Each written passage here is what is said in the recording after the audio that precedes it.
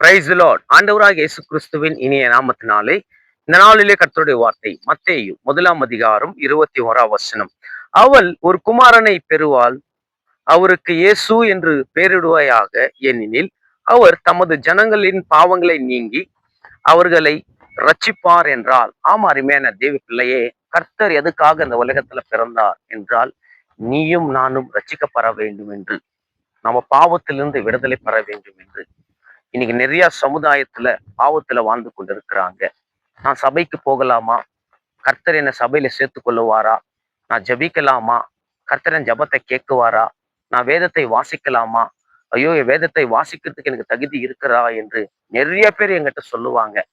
தேவ பிள்ளைகளே, கர்த்தர் நான் அப்படியேப்பட்ட ஜனங்களுக்காக தான் அவர் வானம் பூமியை உண்டாக்குன தேவன். அவர் இறங்கி வந்தார் இந்த உலகத்துல. அப்படியேப்பட்ட ஜனங்களை பார்வை கேவலமாக பார்ப்பாங்க. ஆனா ஏசப்பாவுடைய பார்வை எப்படி இருக்கும் என்றால் அன்பாக இருக்கும்.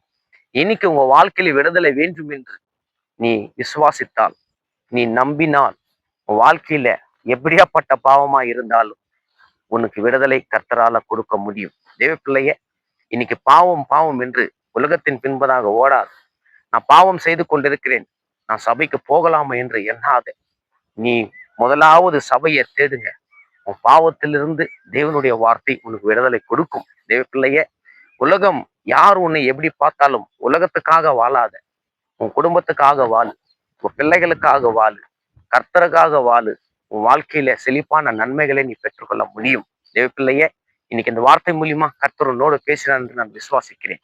ஒரு நிமிஷம் கண்களை மூடி நம்ம ஜெபிக்கலாம். மகா பரிசுத்தமும் கிருபையும் நிறைந்த நல்ல பிதாவே, ஆசீர்வதிக்கப்பட்ட இந்த அருமையான காலை நேரத்துல எங்களோடு பேசினதுக்காக கோடி நன்றி டாடி. நான்ல இந்த எந்த தேசத்துல, எந்த கிராமத்துல, எந்த பட்டணத்துல இருக்கிறார்களோ, இந்த வார்த்தை மூலியமா தேற்றுங்க, பலப்படுத்துங்க, ஆசீர்வதிங்க. துதிகான மகிமை ஒருவருக்கே செலுத்துகிறேன்.